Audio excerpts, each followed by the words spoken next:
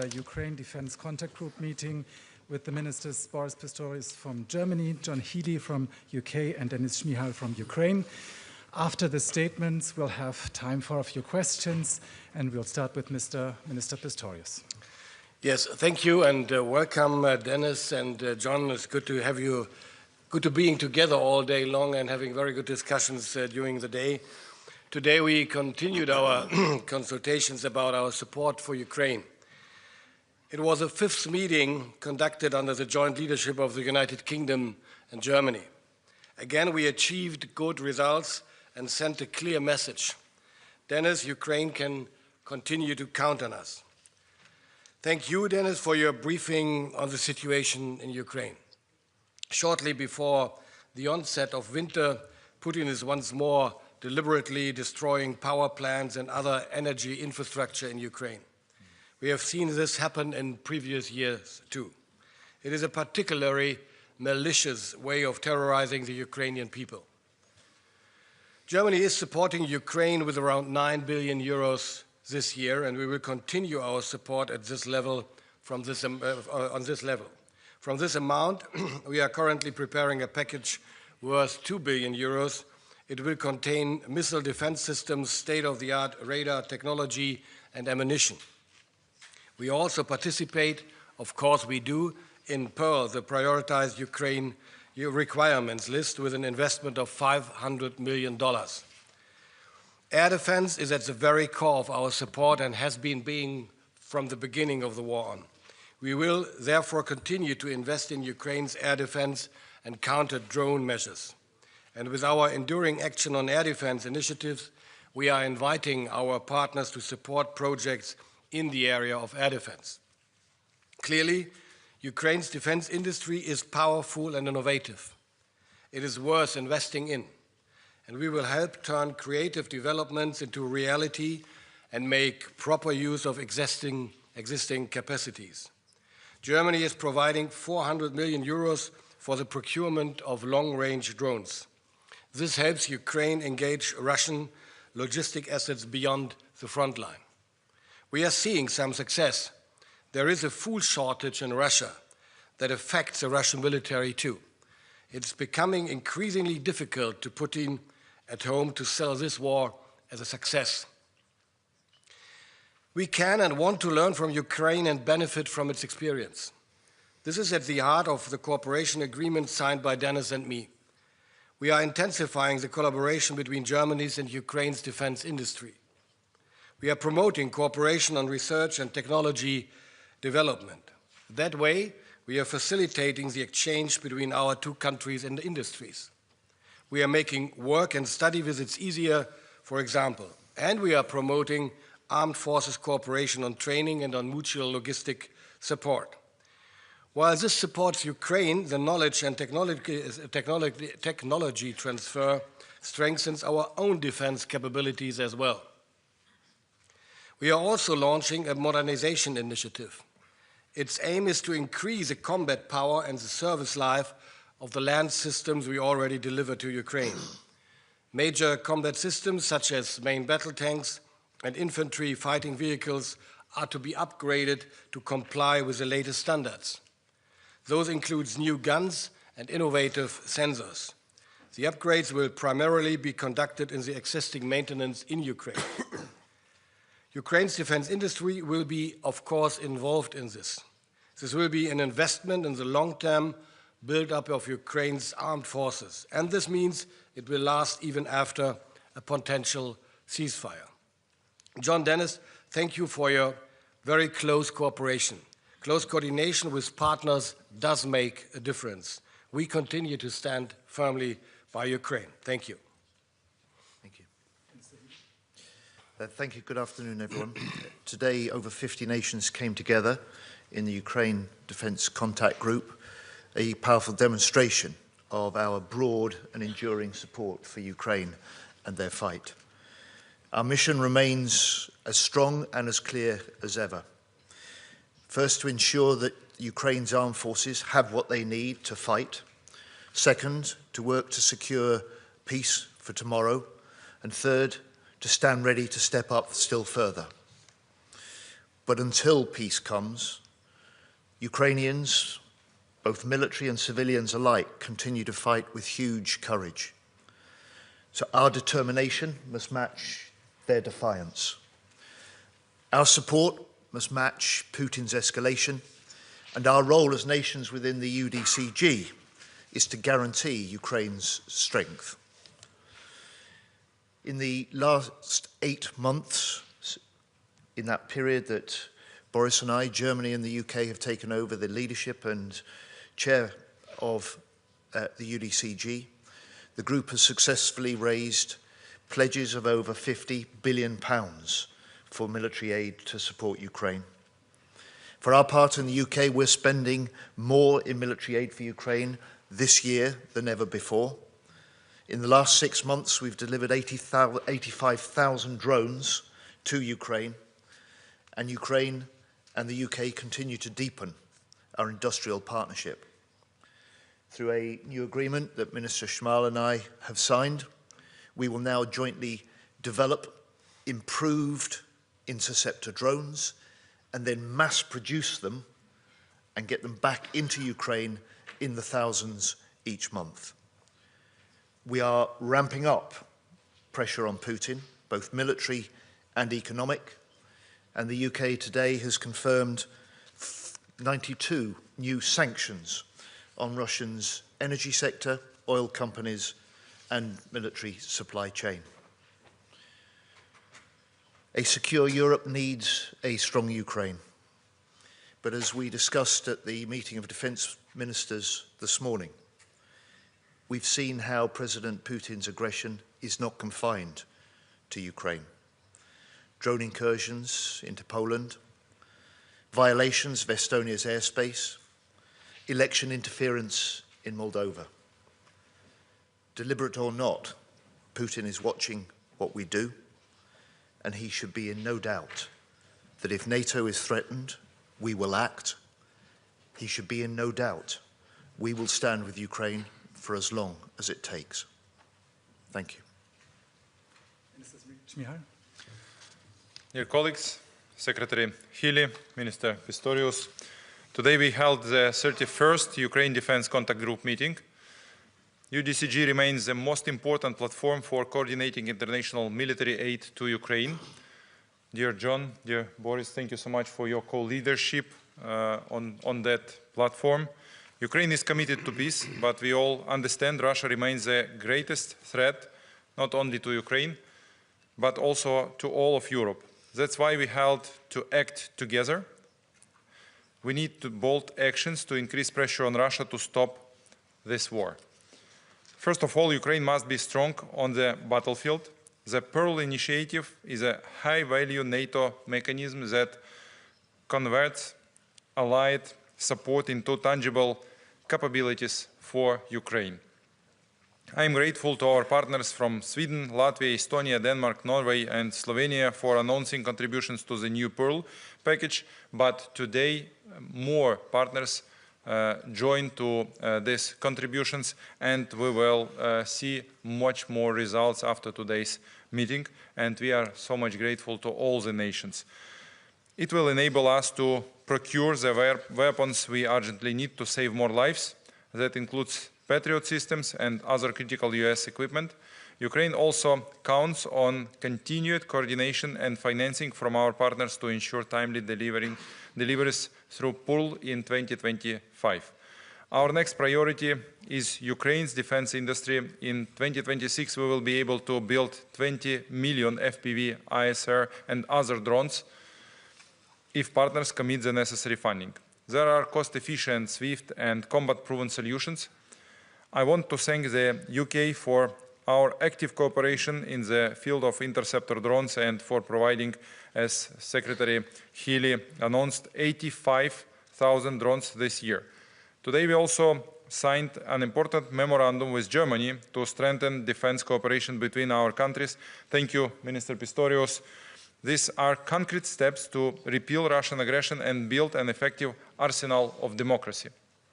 Another important point today, a memorandum was signed regarding the Nordic-Baltic initiative to provide equipment and training for Ukrainian brigades on the territory of Poland. This initiative will strengthen Ukraine's defense capacity and help bring a just peace closer. During our discussion today, we also put special focus on Ukraine air defense needs. As the winter approaches, Russia is intensifying its brutal air attacks targeting our energy infrastructure. Last Friday, Russia struck Kyiv's main power plant with ballistic missiles, leaving half of the city without electricity. We are asking our partners to provide the so-called winter air defense package, a sufficient stock of interceptors to protect our civilian population and our civilian infrastructure. We are grateful to all countries that announced today their commitments to keep supplying our forces with what they need. I want to say thank you to all nations who today announced their commitments, who support Ukraine during all of this period. We believe and expect that this comprehensive support will continue. Ukraine's total defense requirement for 2026 is estimated as $120 billion. Half of this, $60 billion, will be covered from our national resources, despite the ongoing full-scale war. We call on each ally to allocate 0.25% of its GDP next year to cover the other half of these needs, because supporting Ukraine's defense means supporting Europe's security. We are grateful to our European partners for practical initiatives that strengthen Ukraine's defense programs such as SAFE, Pearl, and ERA. At the same time, Russia must pay for its unprovoked aggression. It is essential that Russian frozen funds continue to work for Ukraine's benefits. That is why we recently proposed reparation loan backed by frozen Russian assets is so important to us. It provides a lawful and sustainable way to finance Ukraine's needs. Ladies and gentlemen, dear friends, colleagues, let me once again express my gratitude to Secretary Healey and Minister Pistorius for organizing this UDCG meeting. Thank you. Thank you, partners, for stepping up your support. Peace in Ukraine must be just, lasting, and protected by international unity. Together, we are working to achieve it in shortest way. Thank you so much. Thank you for the statements. Now we have time for a couple of questions. Mr. Johnny Beale from BBC. Thank you. If I could ask Defence Secretary Healey, first of all, sorry, Jonathan Beale, BBC.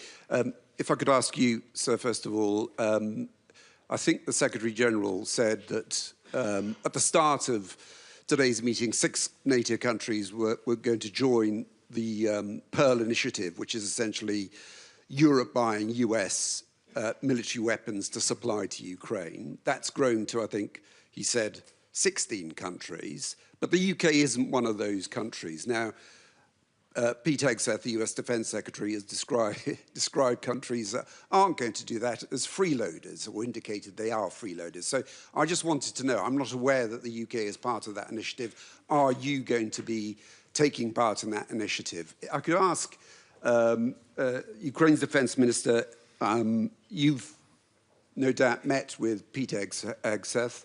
Are you any clearer as to whether the US is ready to supply Ukraine with Tomahawk cruise missiles? You made clear in your opening remarks that you wanted long-range weapons, and you made clear which weapons those are. Those are Tomahawk cruise missiles. Did you get any indication from the US that they are ready to supply those weapons? And finally, if I could ask you, Minister Pistorius, do you sense a change in rhetoric of the US? Do you think that, you know, given where we were at the start with the first meeting with Defence Secretary Hegseth, where he was making clear that this was Europe's problem, that the US is now in a different place?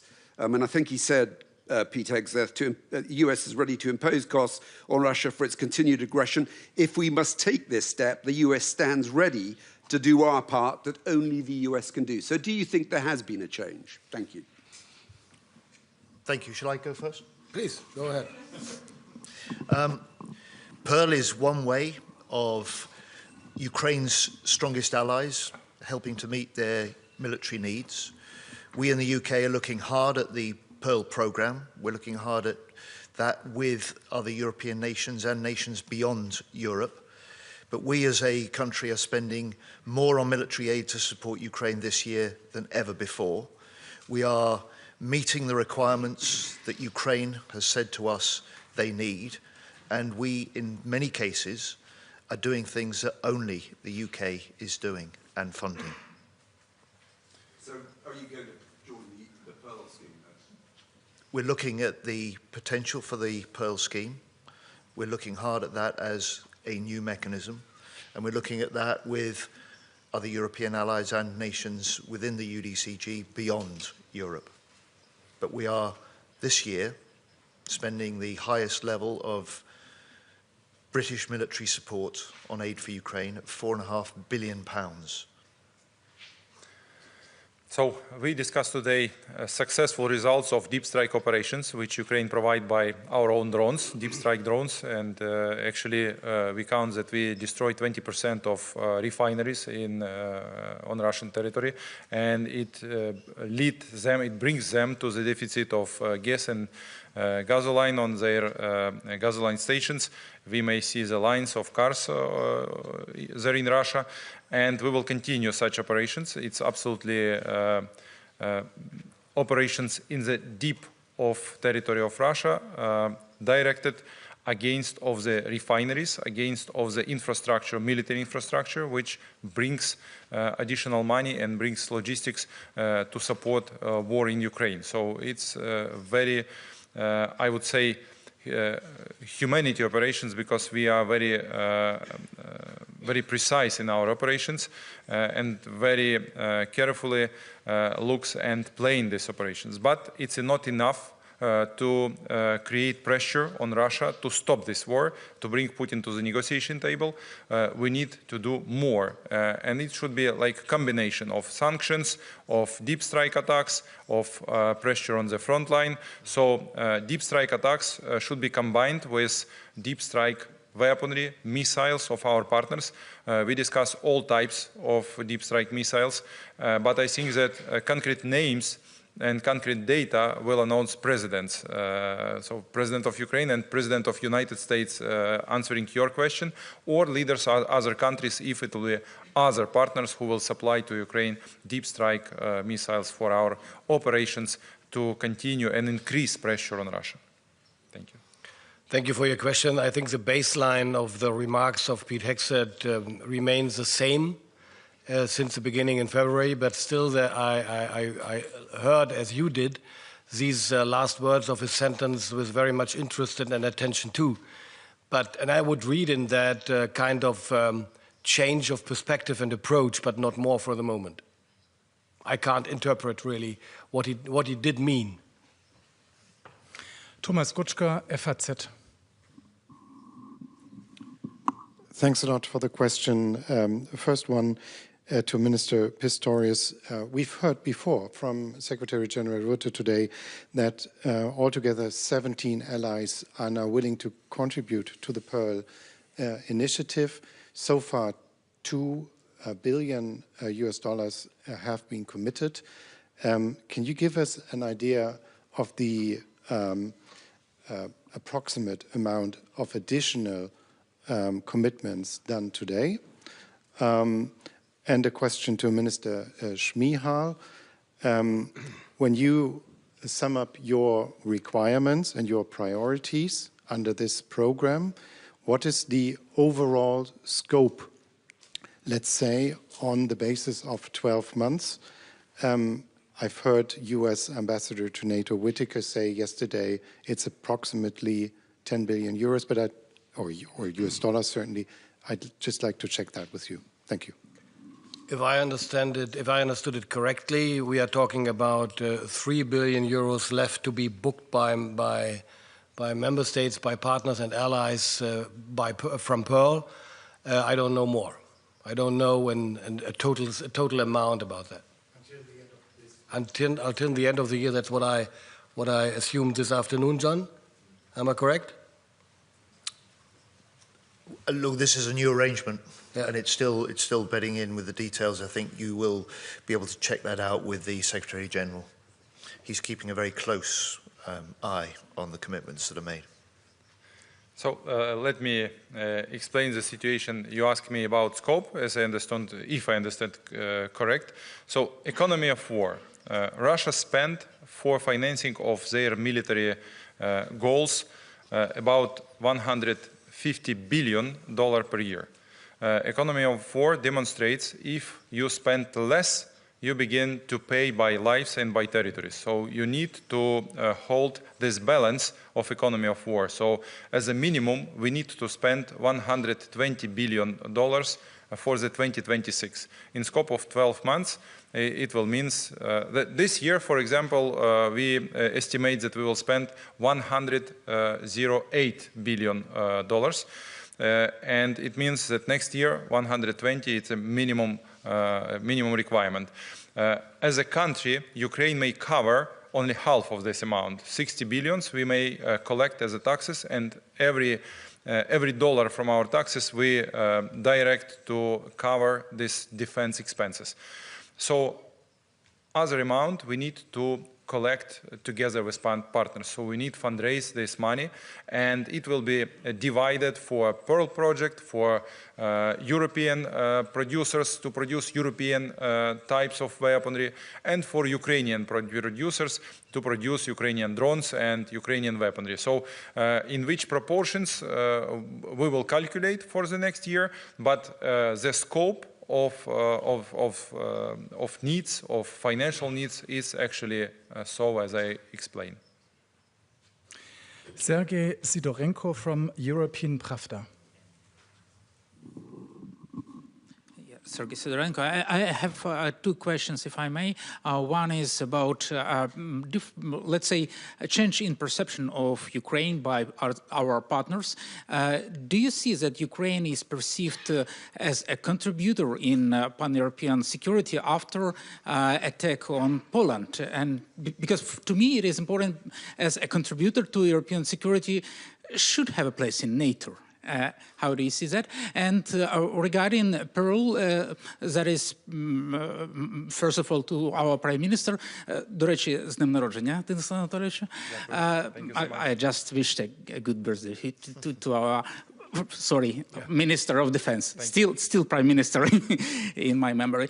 So how do you see, what would be an evolution of Pearl next year? Because we see that now it is planned for this year.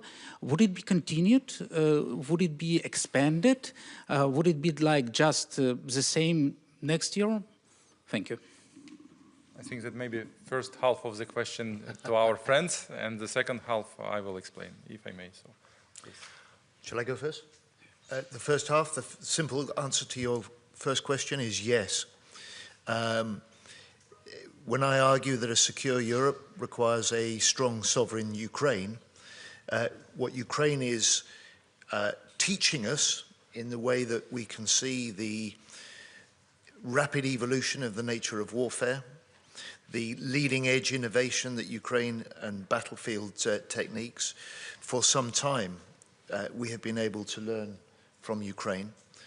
And Ukraine is increasingly recognized and understood to play a part in the training of other NATO nations' forces and in recent moves to respond to incursions into NATO airspace.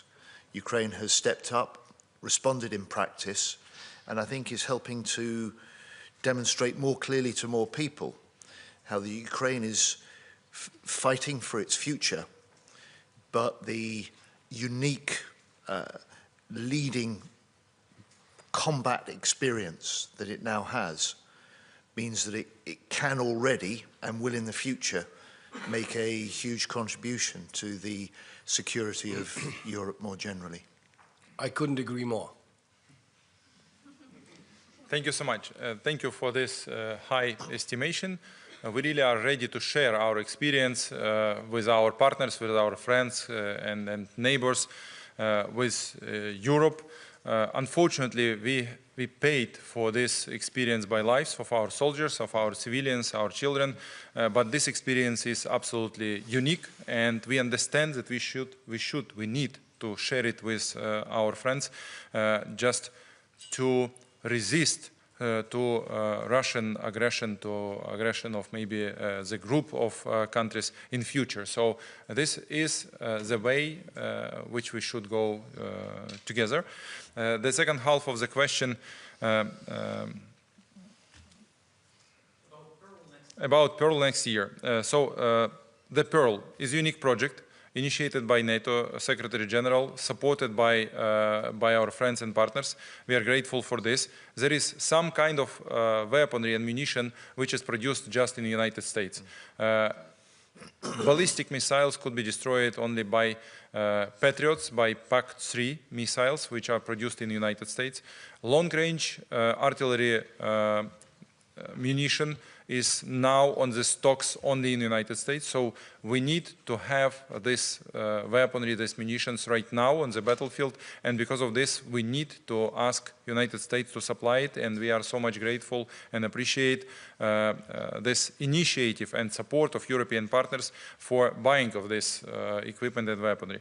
I'm not sure that next year we will change situation dramatically and increase production here in European member states or there in Ukraine.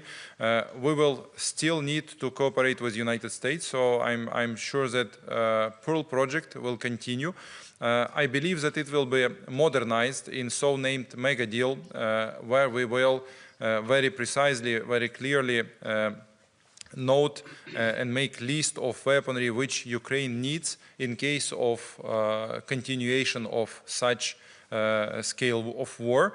We will discuss this with our allies, together with our friends, with Europeans, and we will discuss this with United States. And I'm sure that on the level of our presidents, this, I mean, President of Ukraine, President of United States, this agreement will be reached, and there will be everything what Ukraine needs. And then we will look for the sources, what will finance Ukraine, what will support to finance our partners, European Union, European nations, non-European allies.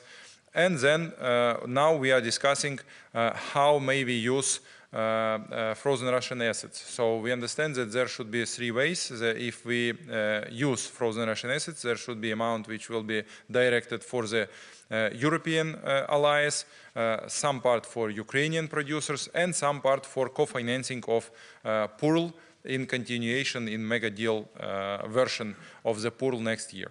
So I think that's all what I can comment. I got a sign that time has run out, so we have only time for one last final question, and that goes to Dan Michaels from Wall Street Journal. Thank you. Dan Michaels, Wall Street Journal. Could each of you speak very briefly about the significance of the growing industrial production in Europe? For example, Secretary Healey, Britain is producing these octopus interceptors. How important is this also for Ukraine to get the additional production, but also the know-how for Western Europe? Thank you. I think both Ukraine and the UK, and the new agreement that Boris has signed today demonstrates that we see, first of all, a support for the Ukrainian industry as an important direct way of supporting the Ukrainian warfighting effort.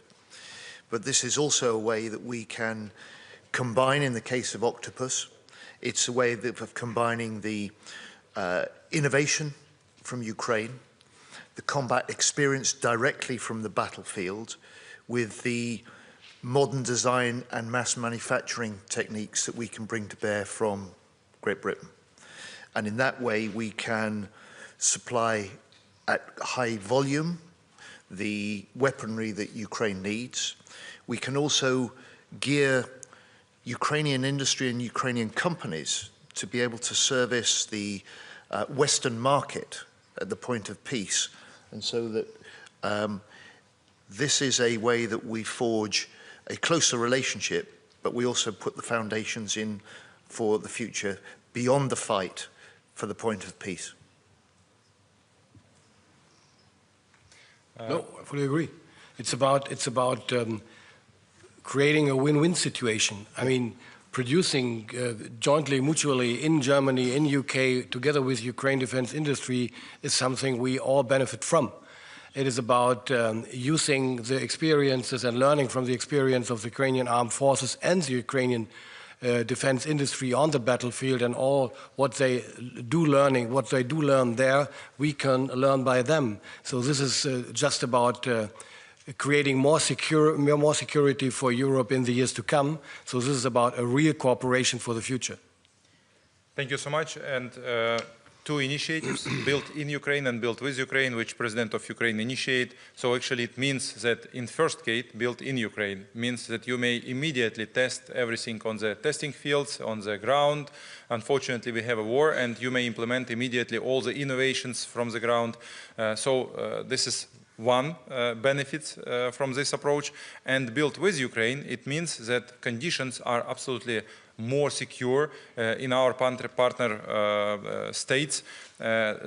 We may produce all needed volumes. It differentiates the risks that Russians will destroy something on the Ukrainian territory, production facilities, I mean. And it means that we together will implement innovations which partners has. As Secretary Healey explained, we may modernize our interceptor drones with new technologies and also increase the capacity of this type of interceptors and weaponry. For example, there are different directions where we may cooperate. And we have different examples. We have German companies which are ready to invest and are investing there in Ukraine for repairment facilities, for production facilities. We also have very good examples when Ukrainian producers go to the European countries, there on the European continent, for production of weaponry in more secure conditions. So both approaches has benefits, and we implement both approaches. Thank you very much for being here. Just a second. I just realized that we didn't give a female journalist the opportunity for a question, so maybe we should do that. So, do you want to ask your question? The microphone is coming. Yeah, hello, my name is Katerina. I'm from Kyiv Post. Tell me, please, what are the 3 key needs for Ukrainian armed forces today that was discussed after today's meeting, and how our partners react on this request? Thank you. So 3 main priorities: FPV drones for the front line, and FPV ISR drones to hold the front line. This is #1 priority. It's existential priority. The second priority is interceptors, drones and missiles. We ask partners for finances for producing of the drone interceptors, and Secretary Healey announced that we will produce one of the type of these interceptors together, and plus missiles to intercept ballistic missiles, cruise missiles. So we ask it from partners from Europe and from United States. And the third priority is a deep strike. And again, finances for the production of the Ukrainian deep strike drones. And the second direction in deep strikes, this is missile for deep strikes, and we discussed this. You may name it's very famous names. We ask for all of this, and why we ask this? For precise, more massive hits on Russian military infrastructure and on Russian refineries, just to continue pressure on them. So this is 3 main priorities which are absolutely natural, and we discuss this with our partners, and we are grateful partners take it into attention very, very carefully. Thank you for this. Thank you. Thank you very much. Thank you all. I didn't get it. Thank you. I didn't get it.